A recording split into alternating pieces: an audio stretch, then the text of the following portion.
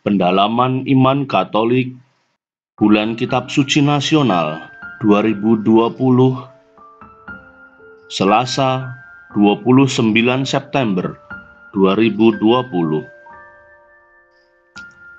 Pesta Santo Mikael, Santo Gabriel, dan Santo Rafael, Malaikat Agung. Dalam nama Bapa dan Putra dan Roh Kudus. Amin.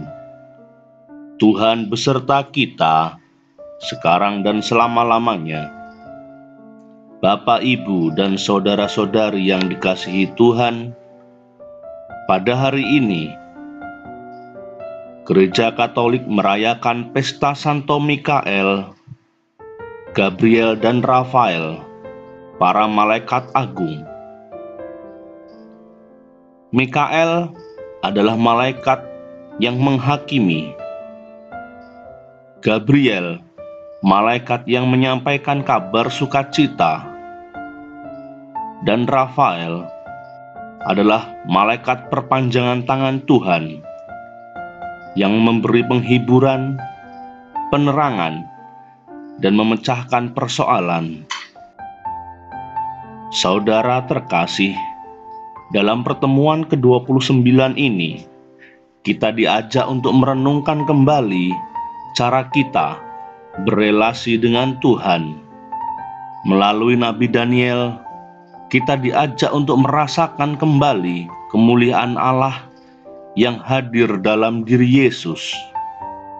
Yesus yang oleh penginjil Yohanes digambarkan sebagai pribadi yang terbuka dan mengakui kejujuran Natal.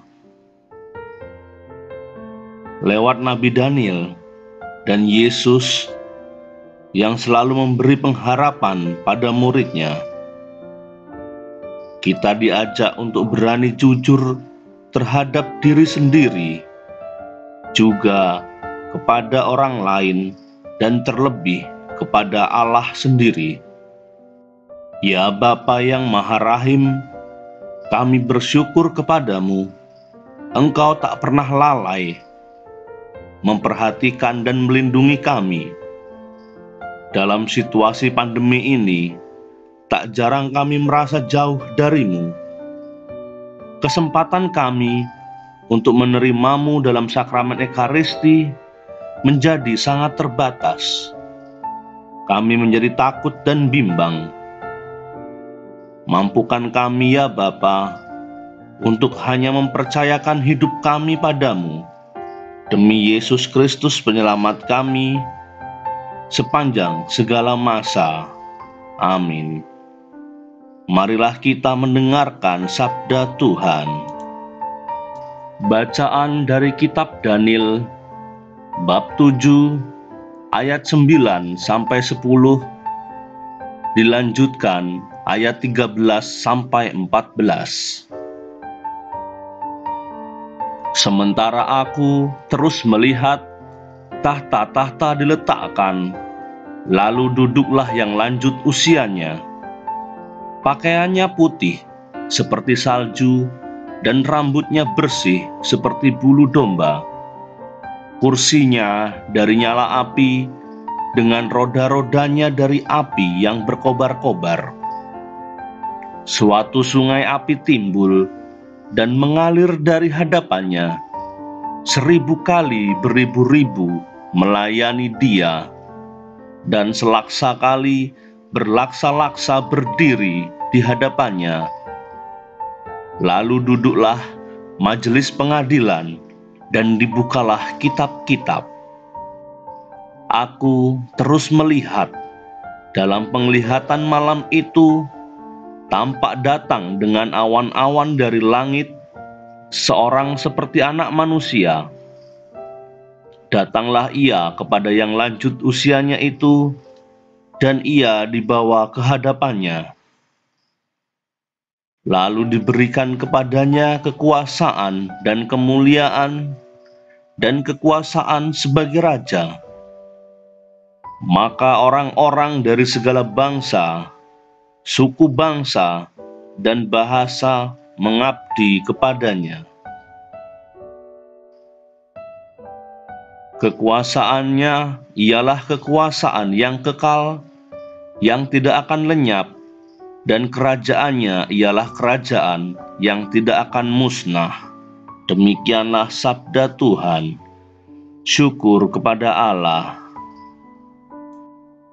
Tuhan beserta kita, sekarang dan selama-lamanya. Inilah Injil Yesus Kristus menurut Yohanes. Dimuliakanlah Tuhan. Injil Yohanes bab 1 ayat 47 sampai 51. Kata Filipus kepadanya, "Mari dan lihatlah." Yesus melihat Natanael datang kepadanya, lalu berkata tentang dia, "Lihat, inilah seorang Israel sejati, tidak ada kepalsuan di dalamnya." Kata Natanael kepadanya, "Bagaimana engkau mengenal aku?" Jawab Yesus kepadanya, "Sebelum Filipus memanggil engkau, aku telah melihat engkau di bawah pohon ara." Kata Natanael kepadanya, "Rabi, engkau anak Allah, engkau raja orang Israel." Yesus menjawab katanya, "Karena aku berkata kepadamu, aku melihat engkau di bawah pohon ara, maka engkau percaya. Engkau akan melihat hal-hal yang lebih besar daripada itu." Lalu kata Yesus kepadanya, "Aku berkata kepadamu, sesungguhnya engkau akan melihat langit terbuka dan malaikat-malaikat Allah turun naik kepada Anak Manusia." Demikianlah Injil Tuhan. Terpujilah Kristus. Bapak, Ibu, dan saudara-saudari terkasih, pada kedua bacaan menggambarkan situasi yang sangat dramatis. Daniel menggambarkan Allah yang Maha Kuasa saat memberikan kekuasaan dan kemuliaan kepada anak manusia. Anak manusia adalah gelar untuk Yesus yang diakuinya sendiri. Sedangkan Natanael, nama lain dari Bartolomeus, menjadi seorang murid Yesus yang jujur dan terkesan ceplas-ceplos. Yesus terkesan pada sikapnya yang berani bicara apa adanya. Bila kita memperhatikan, dari ke-12 murid Yesus, tidak ada seorang pun yang sempurna. Masing-masing memiliki sisi kelemahan, karena Yesus tidak memanggil orang yang pandai dan sempurna, yang tanpa cacat. Petrus adalah murid yang menyangkal Yesus 3 kali sebelum ayam berkokok. Bartolomeus atau Natanael melarikan diri saat mau ditangkap oleh orang-orang yang menangkap Yesus. Bahkan Yudas Iskariot sendiri mengkhianati Yesus. Yesus selalu memberi kesempatan kepada para muridnya yang pernah lari dan jatuh dalam kesalahan. Hanya Yudas yang memilih mati bunuh diri. Artinya bahwa Yesus tidak pernah salah pilih dalam memanggil para muridnya. Para murid diajak untuk berproses membangun jati dirinya sebagai murid Yesus. Dan mungkin pandemi COVID-19 ini dipilih Tuhan untuk membangun kembali jati diri kita sebagai orang beriman kepadanya. Meskipun teknologi selama ini selalu memanjakan kita dengan kecepatan dan efisiensi, telah mewarnai hidup kita hingga kadang kita lupa pada proses kehidupan itu sendiri.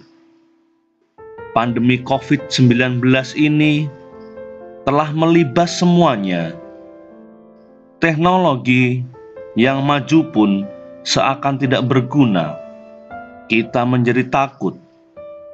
Bahkan kita juga menaruh curiga kepada orang lain. Jika Yesus menaruh harapan pada Natanael yang baru dijumpainya, karena Yesus melihat potensi besar dalam diri Natanael, apakah Yesus juga akan melihat potensi besar dalam diri kita? Beranikah kita berproses melalui situasi pandemi COVID-19 ini? Bapa kami yang ada di surga, dimuliakanlah namamu, datanglah kerajaan-Mu, jadilah kehendak-Mu di atas bumi seperti di dalam surga. Berilah kami rejeki pada hari ini, dan ampunilah kesalahan kami, seperti kami pun mengampuni yang bersalah kepada kami. Dan janganlah masukkan kami ke dalam pencobaan, tetapi bebaskanlah kami dari yang jahat. Amin. Marilah berdoa. Ya Bapa yang Maha Rahim, kami bersyukur kepadamu karena Engkau memberikan potensi yang baik dalam diri kami masing-masing. Bantulah kami untuk mengolah agar potensi baik ini dapat kami wujud nyatakan dalam kehidupan kami. Jangan biarkan kami hanya melihat kelemahan dan kekurangan kami, tetapi bangkitkan kembali gairah iman kami, agar kami mampu mempersembahkan yang terbaik dalam hidup kami kepadamu, demi Yesus Kristus penyelamat kami sepanjang segala masa. Amin. Semoga Tuhan beserta kita sekarang dan selama-lamanya. Semoga kita semua dilimpahi berkat Allah yang Maha Kuasa, dalam nama Bapa dan Putra dan Roh Kudus. Amin.